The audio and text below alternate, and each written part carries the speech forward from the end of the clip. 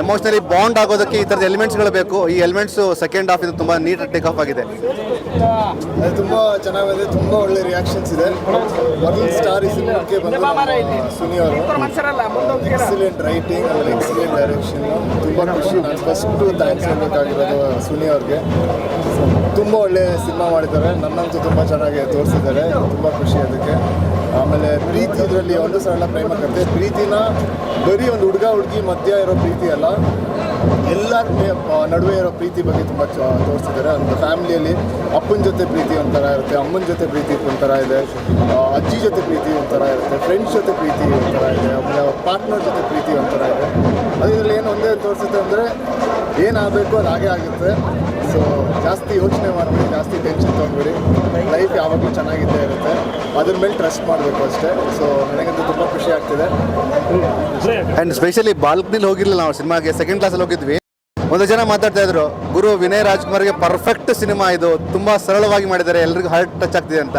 ಈ ಥರದ್ದು ಬಂದಾಗ ಆಸ್ ಆ್ಯಕ್ಟರ್ ಆಗಿ ಹೇಗೆ ಫೀಲ್ ಮಾಡ್ತೀರಿ? ಅದೇ ನಿನ್ನೆ ರಾತ್ರಿಯಿಂದ ನೆನ್ನೆ ಪೇಡ್ ಪ್ರೀಮಿಯರ್ಸ್ ಇತ್ತು, ಅದಕ್ಕೆಲ್ಲ ಪ್ರಚಾರಕ್ಕೆ ಹೋಗಿದ್ವಿ. ಅಲ್ಲಿ ಅವರ ರಿಯಲ್ ಆಡಿಯನ್ಸ್ದು ಏನಾದರೂ ರಿಯಾಕ್ಷನ್ ನೋಡ್ತಿದ್ರೇ ತುಂಬ ಖುಷಿ ಆಗುತ್ತೆ. ಸೊ ಇಷ್ಟು ದಿನ ಶ್ರಮ ತೊಗೊಂಡಿದ್ದಕ್ಕೆಲ್ಲ ಪೇ ಆಫ್ ಆಯಿತು. ತುಂಬ ಖುಷಿ ಆಗ್ತಾಯಿದೆ.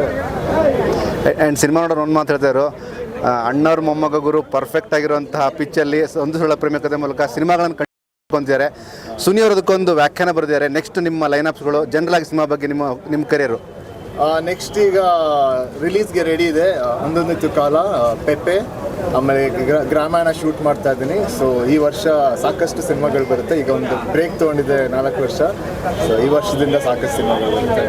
ಒಂದು ಸರಳ ಪ್ರೇಮ ಕಥೆ ಮೂಲಕ ಬ್ಯಾಕ್ ಟು ಬ್ಯಾಕ್ ಸಿನಿಮಾಗಳಾಗ್ರೆ ಬೇರೆ ಅಷ್ಟೇ. ಅದೇ ಈಗ ನೆಕ್ಸ್ಟು ನಿಮ್ಮ ಕೈಯಲ್ಲೇ ಇರೋದು, ನೀವು ಇದನ್ನ ಎಲ್ಲ ಆಡಿಯನ್ಸ್ಗೆ ತಲುಪಿಸಿ, ಎಲ್ಲ ಫ್ಯಾನ್ಸ್ಗೆ ತಲುಪಿಸಿ, ಎಲ್ಲರಿಗೂ ಸಿನಿಮಾ ಇಷ್ಟ ಆಗುತ್ತೆ. ಆಮೇಲೆ ಏನಂತಾರೆ, ಇದು ರಾಮ್ ಕಾಮ್ ಸಿನಿಮಾ ಅಲ್ಲ, ಒಂದು ಲವ್ ಸ್ಟೋರಿ ಅಂದರೆ ಸಾಕಷ್ಟು ಸಮಾಧಾನ ಕೊಡುತ್ತೆ ಮನಸ್ಸಿಗೆ, ಆಮೇಲೆ ಸಾಕಷ್ಟು ಖುಷಿ ಕೊಡುತ್ತೆ. ಸೊ ಚಿತ್ರಮಂದಿರದಿಂದ ಆಚೆ ಬಂದಾಗ ಒಂದು ಪ್ಲೆಸೆಂಟ್ ಫೀಲಲ್ಲಿ ಹೋಗಬೇಕು. ಬಟ್ ಅದೇ ಇದರಲ್ಲಿ ಮೇನ್ ಅಂದರೆ ಇವತ್ತು ಏನಂದರೆ ತುಂಬ ಮಿಸ್ ಮಾಡ್ಕೊತಿರೋದಂದರೆ ಚಿಕ್ಕಪ್ಪನ, ಅವರು ಇರಬೇಕಾಯ್ತು. ಆ್ಯಂಡ್ ಜೊತೆಗೆ ಮೊನ್ನೆ ಇವೆಂಟಲ್ಲಿ ಯುವವರು ಒಂದು ಮಾತಾಡ್ತಾರೆ, ಒಂದು ಸರಳ ಪ್ರೇಮ ಕಥೆ ಯಾಕೆ ಗೆಲ್ಲಬೇಕು ಅಂತಂದರೆ ನನ್ನ ಬದುಕಿನ ಸಿನಿ ಜನ್ನಿಗೆ ನನ್ನ ಅಣ್ಣ ದೊಡ್ಡ ಸ್ಟ್ರೆಂತು ಅಂದರು. ಆ ಸ್ಟ್ರೆಂತ್ ಅನ್ನೋಂಥ ಫೀಲಿಂಗಲ್ಲಿ ಪ್ರತಿಯೊಬ್ಬರು ಬಂದವರು, ಅಣ್ಣವರು ಬಂದವರು, ನಿಮ್ಮ ಚಿಕ್ಕಪ್ಪರು ಬಂದವರು, ಈ ಥರದ ಒಂದು ಬಾಂಡಿಂಗ್ ಫ್ಯಾಮಿಲಿಯವ್ರಾಗ ಅಂತಲ್ಲ ಜನರಲ್ಲಾಗಿ ಮಾತಾಡ್ತಾ ಹೋಗ್ತಾರೆ ಇದ್ರ ಬಗ್ಗೆ.